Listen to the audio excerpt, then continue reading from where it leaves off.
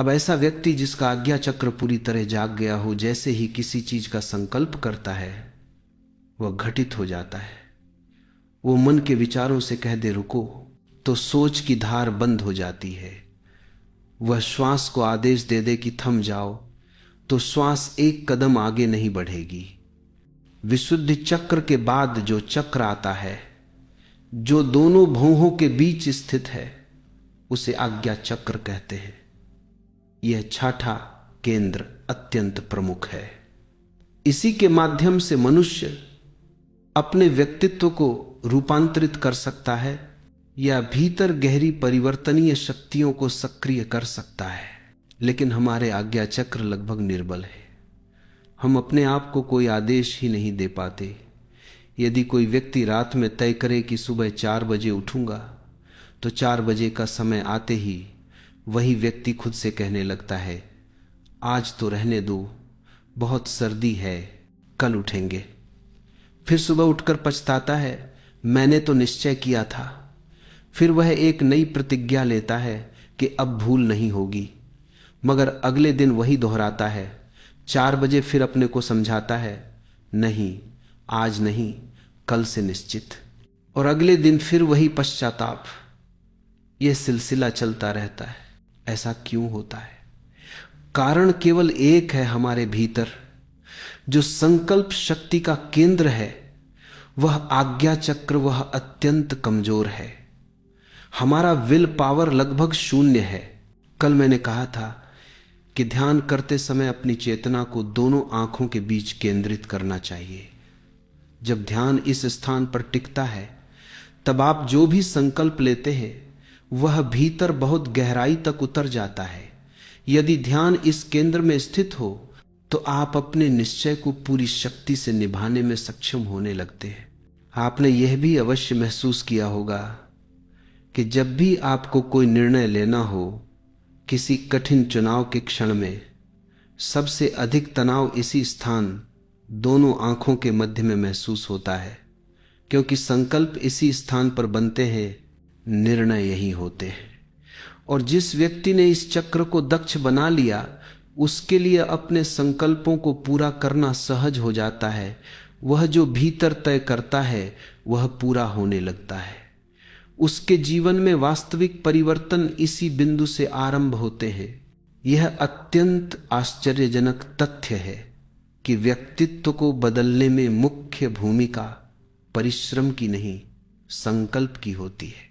संकल्प ही परिवर्तन का मूल सूत्र है, और दृढ़ संकल्प शरीर के किसी अन्य स्थान पर नहीं, केवल आज्ञा चक्र में ही लिया जाता है। इसलिए अधिकांश ध्यान विधियां इसी चक्र के आसपास घूमती है, क्योंकि ध्यान को अंतर्मन में उतरने का प्रवेश द्वार यही है। यदि आप अफ्रीका के मूल निवासियों से पूछें, या ऑस्ट्रेलिया के बुशमैन से, या अमेज़न के आदिवासियों से, तो आप चकित रह जाएंगे। जब पहली बार उन्हें पता चला कि दुनिया के अन्य मनुष्य सिर से सोचते हैं, तो वे हंस पड़े। वे बोले सिर से कैसे सोच सकते हो, हम तो पेट से सोचते हैं। आदिवासी सचमुच पेट से सोचते हैं। वही नाभि केंद्र जिसे मैंने भय का चक्र कहा, वही उनका सोचने का स्थान है। वे अभी मानसिक रूप से पशुओं से अधिक विकसित नहीं हुए हैं। हजारों वर्षों तक मानव जाति के करोड़ों लोग यही मानते रहे कि सोचने की प्रक्रिया पेट में होती है, बुद्धि में नहीं। हमारी सभ्यता में भी सिर से सोचने वाले लोग बहुत कम हैं। जो लोग बिना सोचे विश्वास करते चले जाते हैं, वे पेट से ही सोचते हैं। उन्हें बुद्धि की आवश्यकता नहीं पड़ती। इसीलिए जो केवल विश्वास में जीते हैं, उनके ऊपरी चक्र कभी विकसित नहीं होते, केवल निचले केंद्र ही सक्रिय रह जाते हैं। इसी वजह से मैं लगातार कहता हूं, किसी पर आंख मूंद कर श्रद्धा मत करो, किसी पर अंधविश्वास मत करो, क्योंकि जब तक व्यक्ति खुद सोचना प्रारंभ नहीं करता, उसके उच्च चक्र सक्रिय नहीं हो सकते। जब ये चक्र सक्रिय नहीं होते, तो व्यक्ति लगभग हवा में उड़ते पत्ते जैसा हो जाता है, दिशाहीन, संकल्पहीन। उसके भीतर अपनी कोई शक्ति, कोई स्थिति, कोई ठोस निर्णय क्षमता नहीं बचती।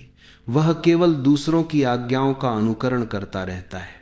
दुनिया के नेता इंसान को जितना नुकसान पहुंचाते हैं उतना शायद कोई और नहीं, क्योंकि नेता आदेश देते हैं और कहते हैं तुम्हारा काम केवल पालन करना है। गुरु भी निर्देश देते हैं और कहते हैं तुम्हें मानना ही है। इस प्रकार आपका अपना आज्ञा चक्र कभी विकसित नहीं हो पाता। दुनिया में मनुष्य जाति जितनी असहाय, दब्बू और शक्तिहीन दिखाई देती है, उसका मूल कारण यह है कि हम लगातार लोगों पर आदेश थोपते हैं और उनकी अपनी आज्ञा देने की क्षमता को विकसित ही नहीं होने देते। बहुत छोटे बच्चे से ही हम कहना शुरू कर देते हैं यह करो, यह मत करो, लेकिन यह नहीं सोचते कि उसकी अपनी निर्णय शक्ति, अपनी सोचने की क्षमता और निर्णय लेने की योग्यता कैसे विकसित होगी। परिणाम यह होता है कि बच्चे का आज्ञा चक्र कभी खिल ही नहीं पाता, वह दबा रह जाता है। और यदि यह चक्र विकसित न हो तो मनुष्य का पूरा व्यक्तित्व ही अधूरा और अपूर्ण रह जाता है। हम बच्चों को समझाते रहते हैं ऐसे बनो, वैसे बनो, लेकिन यह भूल जाते हैं कि वे वैसे कभी बन नहीं पाएंगे।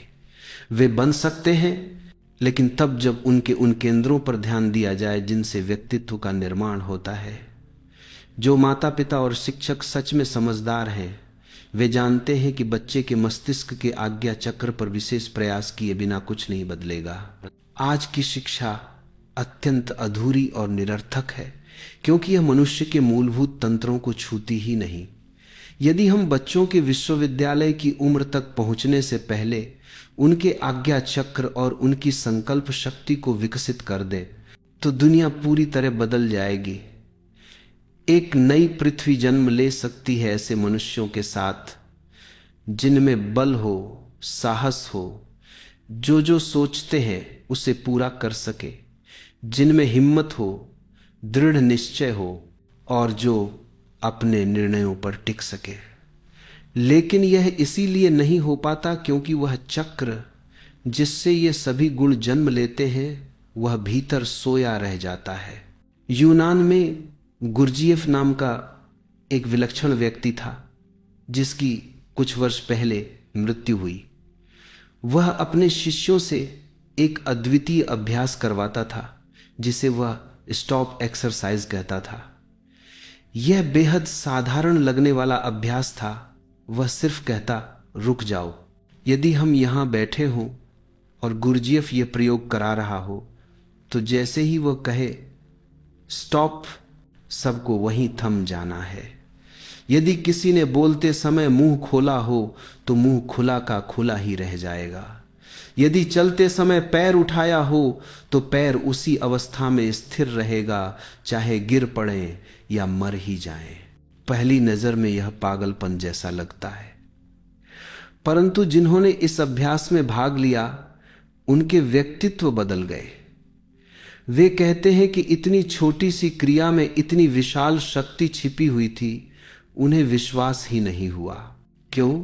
क्योंकि यह अभ्यास जबरदस्त आंतरिक बल मांगता है।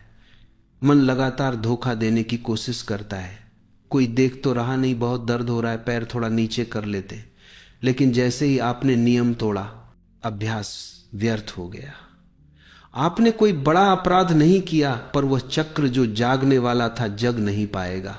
लेकिन यदि आपने साहस रखा, जैसे खड़े थे वैसे ही खड़े रहे, आंख खुली थी तो खुली ही रही, हाथ ऊपर था तो वहीं रुका, पैर उठा था तो उठा ही रहा, कमर झुकी थी तो झुकी ही रही।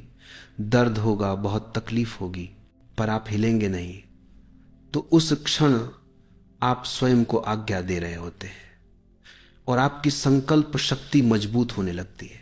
एक बार गुरजीएफ रूस के तिफलिस नामक गांव में 30 शिष्यों के साथ ठहरा। उसने उन्हें कहा था कि 30 दिन तक केवल स्टॉप एक्सरसाइज का अभ्यास करना है, कुछ और नहीं।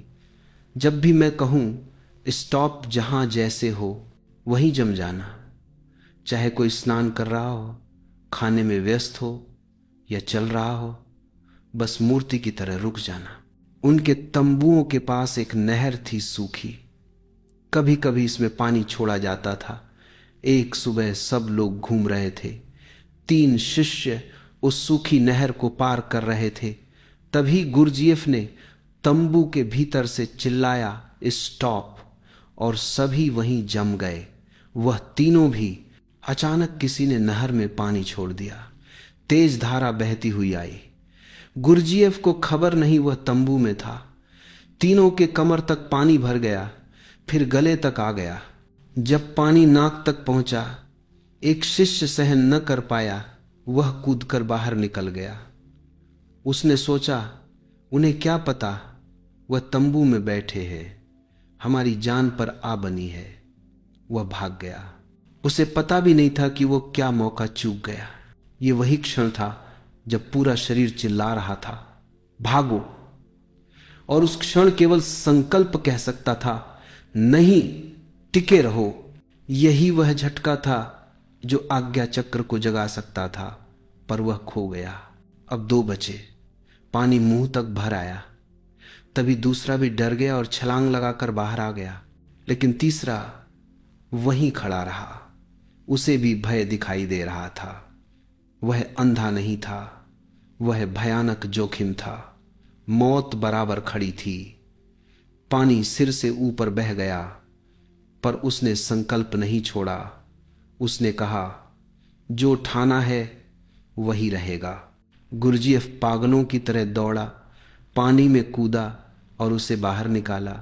वह अभ्यास जानबूझकर इसी स्थिति के लिए बनाया गया था। गुरजीएफ ने कहा, तुम्हें एक दुर्लभ अवसर मिला, तुम्हारे 2 साथी चूक गए।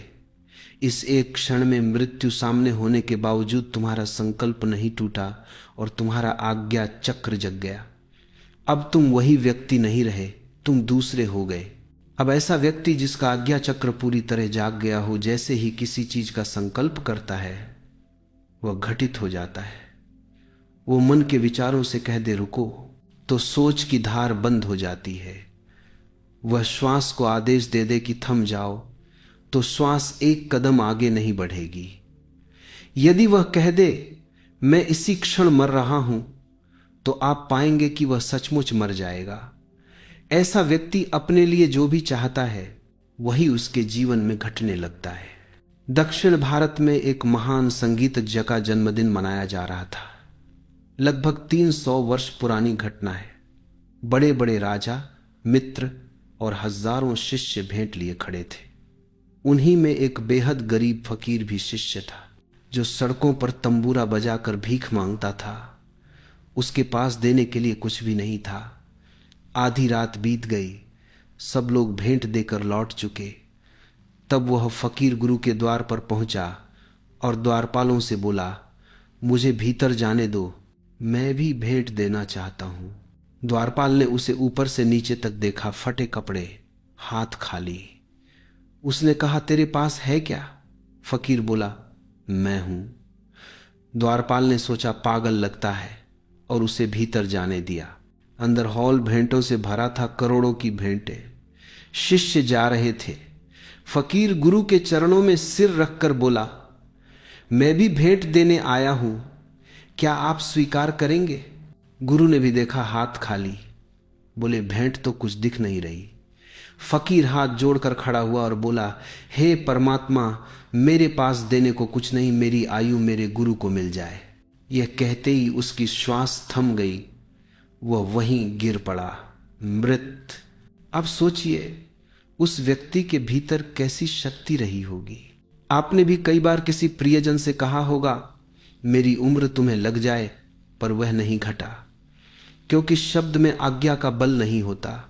जब आज्ञा चक्र जाग जाता है तब ऐसी बात भूलकर भी नहीं कहनी चाहिए, क्योंकि तब आपकी बात सच हो सकती है, क्योंकि संकल्प की ऊर्जा आदेश को वास्तविकता दे देती है। इसीलिए कहा जाता है कि संत किसी के लिए बुरी बात नहीं कहते, क्योंकि उनके शब्दों में खतरा होता है, उनकी शक्ति वास्तविक असर डाल सकती है। हम कहते रहते हैं कि मन शांत नहीं होता। ध्यान करते हैं, जप करते हैं, मंत्र पढ़ते हैं, पर मन वहीं का वहीं रहता है, रहेगा ही, क्योंकि आपको यह पता ही नहीं कि मन को कहा जा सकता है रुक जाओ, और कि वह रुक भी सकता है, लेकिन रुक जाओ कहने में शक्ति चाहिए, आज्ञा चाहिए। तो जीसस का एक प्रसंग है। वे दो साथियों के साथ एक नाव में थे। तेज तूफान उठा। जीसस कोने में सो रहे थे। साथी उन्हें हिलाते हैं, नाव डूबने को है और आप सो रहे हैं। जीसस बोले, मैं थका हूं, थोड़ी देर सो लेने दो, खतरा है तो तुम संभालो। लेकिन जब नाव बिल्कुल डूबने लगी, मित्र फिर आए। अब उन्हें क्रोध भी था। हम मर रहे हैं और यह व्यक्ति सो रहा है। जीसस उठे। उन्होंने कहा, झील से कहो शांत हो जा। मित्र बोले, पागलपन है, झील किसी की सुनती है। जीसस बोले, यदि तुम्हारे भीतर की झील तुम्हारी सुनती हो तो बाहर की झील भी मान सकती है। कहानी कहती है, जीसस झील के पास गए और बोले, ठहर जा, शांत हो जा, और झील शांत हो गई। बाहर शांत हुई या नहीं, यह बहस का विषय नहीं, पर भीतर की झील वह अवश्य शांत होती है यदि आज्ञा में बल हो। अंदर एक तूफान है और हम उस पर नियंत्रण करने में असमर्थ हैं। हम इधर उधर भागते हैं, रोते, प्रार्थना करते, मंत्रों का सहारा लेते, पर कुछ नहीं होता, क्योंकि परिवर्तन केवल एक ही चक्र से प्रवेश करता है, संकल्प के केंद्र से। वही जागा नहीं है तो बाकी सब व्यर्थ है। चक्रों के मामले में तो और भी अद्भुत बात होती है। आप जिस चक्र पर ध्यान देंगे वही सक्रिय होना शुरू हो जाता है। ध्यान ही चक्रों का ईंधन है, उसी से ऊर्जा मिलती है। जैसे गाड़ी में पेट्रोल डालें तो गाड़ी चल पड़ती है, वैसे ही चक्र ध्यान से ऊर्जा प्राप्त करते हैं। उन्हें सक्रिय करने के लिए ध्यान की ऊर्जा चाहिए। चेतना के क्षेत्र में ध्यान ही एकमात्र खाद, एकमात्र शक्ति है। इसलिए मैं कौन हूं कि तीव्र स्मृति करते हुए ध्यान का केंद्र आज्ञा चक्र पर रखना आवश्यक है। और आप स्वयं अनुभव करेंगे 15 मिनट के प्रयोग के बाद। सिर पर हाथ रखें तो पाएंगे कि एक छोटा सा हिस्सा गर्म हो गया है, जबकि बाकी सिर सामान्य है। जब भीतर कुछ चलता है उसकी गर्मी बाहर तक महसूस होती है। जिन लोगों को चक्रों का अनुभव है वे आपके शरीर पर हाथ रखकर बता सकते हैं कि कौन सा चक्र सक्रिय है। रामकृष्ण परमहंस को तो यह आदत सी थी। जब विवेकानंद पहली बार उनसे मिले, रामकृष्ण उन्हें साथ लगे कमरे में ले गए, दरवाजा बंद किया और बोले, कमीज उतारो। विवेकानंद घबरा गए, ये क्या बात हुई? अगर वो लड़की होते तो बड़ी परेशानी हो जाती, लेकिन रामकृष्ण ने जोर देते हुए कहा, पहले कमीज उतारो। विवेकानंद ने कमीज उतारी। रामकृष्ण ने उनकी छाती पर हाथ रखकर कहा, ठीक है, हो जाएगा। बाद में विवेकानंद उनसे पूछते रहे, क्या हो जाएगा? रामकृष्ण बोले, पहले यह देखना था कि तुम्हारा कौन सा चक्र सक्रिय है। अगर मैं किसी और चक्र पर मेहनत करता तो सब उल्टा पड़ जाता। यह पूरी तरह संभव है, बल्कि सामान्य बात है, क्योंकि जैसे ही चक्र सक्रिय होते हैं शरीर के विभिन्न स्थानों की ऊर्जा और तापमान बदलने लगता है। अब मैं आपको इस बिंदु को सक्रिय करने के लिए एक छोटा सा प्रयोग बताऊंगा। आराम से बैठ जाएं, रीढ़ सीधी रखें, दोनों हाथों की उंगलियां आपस में फंसाकर गोद में रख लें, आंखें बंद करें और ध्यान दोनों भौहों के बीच आज्ञा चक्र पर टिकाएं। ओठ बंद रखें, जीभ हल्के से तालू को छूती रहे। अब भीतर पूरे मन प्राण से पूछना शुरू करें, मैं कौन हूं, मैं कौन हूं। लगातार बिना रुके पूरी ताकत से शरीर में जो भी घटे कंपन, भाव, आंसू, उसे रोके नहीं, बस प्रश्न को भीतर उतरने दे। कुछ ही देर में आप पाएंगे कि इस बिंदु पर हल्की गर्मी या कंपन महसूस होता है। यही संकेत है कि केंद्र सक्रिय होने लगा है। यह प्रयोग प्रतिदिन 10-15 मिनट करें। इतना समय इस केंद्र को सक्रिय होने के लिए पर्याप्त है।